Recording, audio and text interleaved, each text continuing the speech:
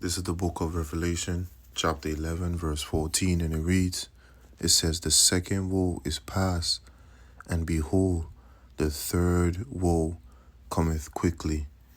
First and foremost, I would like to give all praise, honor, and glory goes to Yahweh, Bahashem, Yahweh Shai, Bahashem, Rakah, Kodash. The honors of my elder apostles, a great millstone that rule well, that teach well, that taught me this truth. Peace, love, and salutation to the Ba'aftawadah, which is the host of David, which is the elect. Shalom.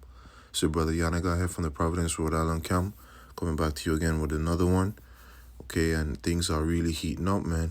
Okay, I got a video queued up. I'm going to bring out some few precepts to the spirit and power, Yahweh Shemel Shai, and Lord willing, the whole full elect is edified. Okay, so let me bring it out real quick.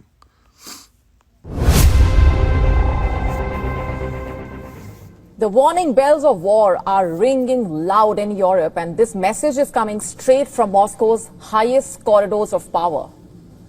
Russia appears to be bracing for a direct confrontation with NATO, not a Cold War, not a diplomatic spat, but an actual military face-off.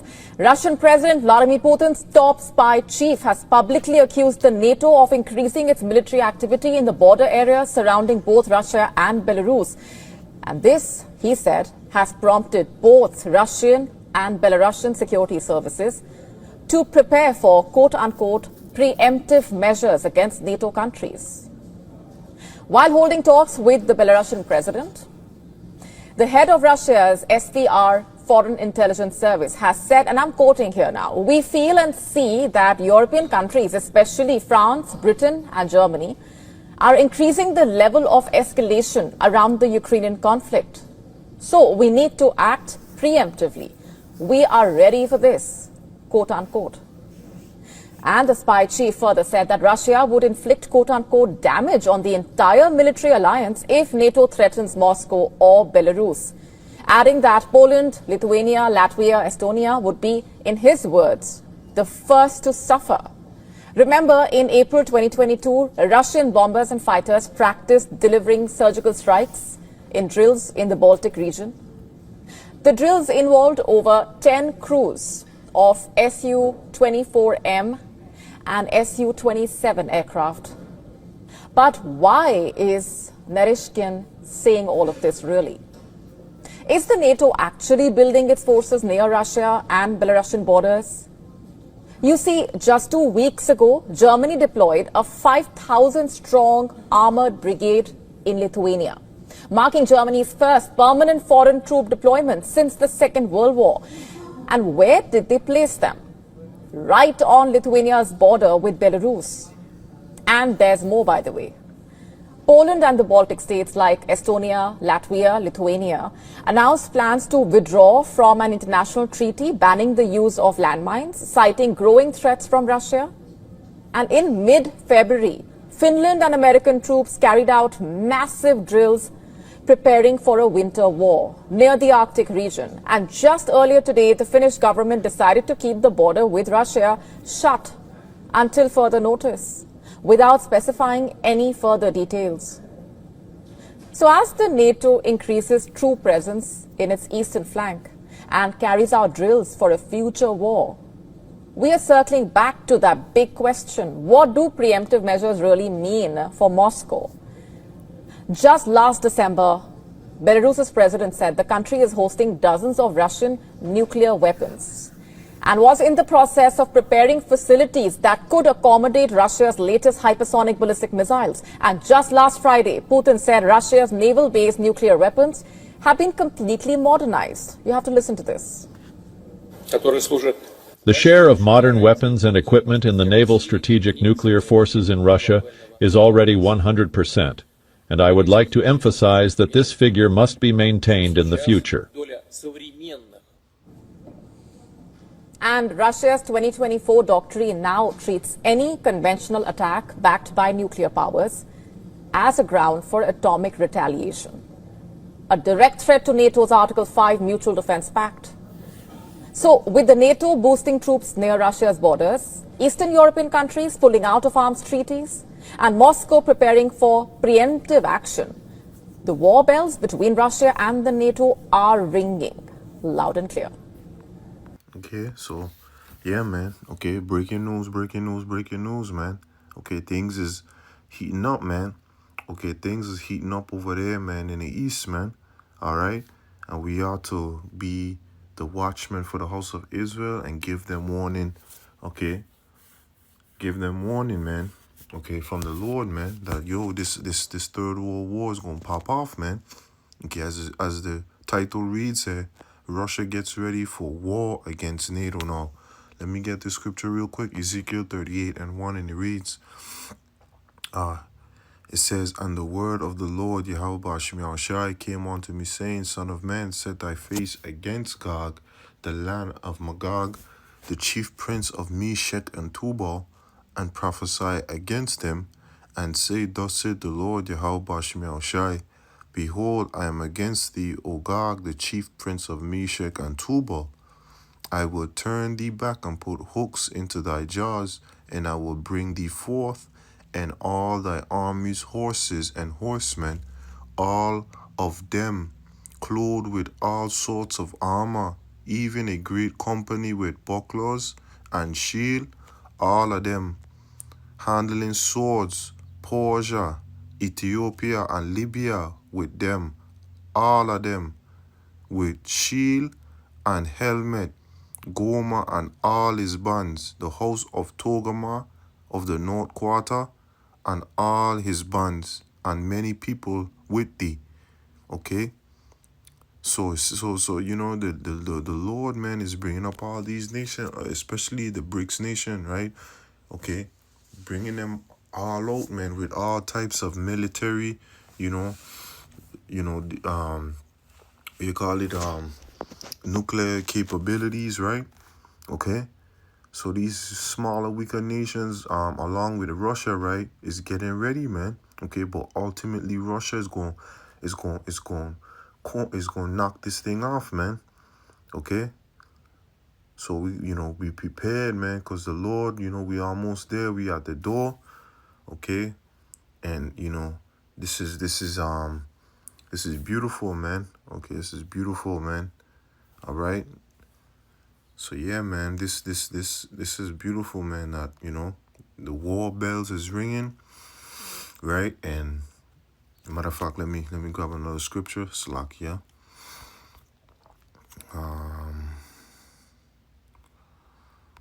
This is the book of Isaiah 13:2, and it reads, it says, "Lift ye up a banner upon the high mountains.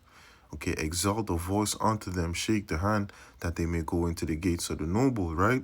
So the banner is this Bible, right? And it says, shake the hand that they may go into the gates of the noble, meaning we're going to be telling these other nations, right? Telling them off, man. Okay, telling them the judgment, right? Okay, so it says, verse 3, "I have commanded my sanctified ones. I have also called my mighty ones for my anger, even them that rejoice in my highness. The noise of a multitude in the mountains, like as of a great people, a tumultuous noise of the kingdoms of the nations gathered together. The Lord Yahweh Bashmi Shai of hosts mustered the hosts of the battle." Verse 5, "They come from a far country, from the ends of heaven, even the Lord Yahweh, and the weapons of his indignation," right? Which mean righteous judgment, righteous anger, right? It says to destroy the whole land, man. Okay?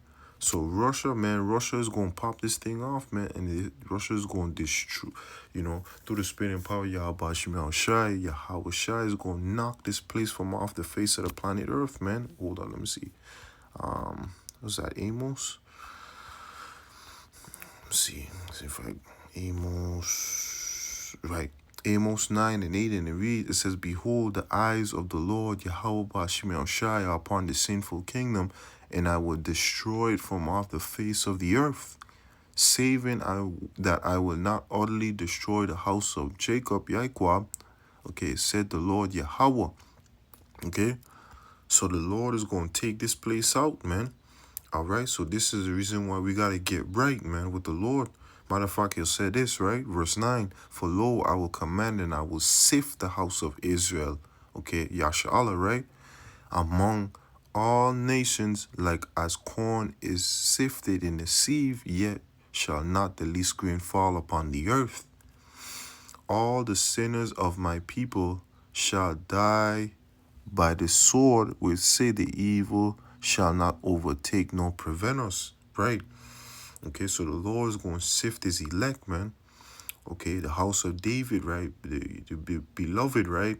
Okay, the elect, man, is always about the elect, man.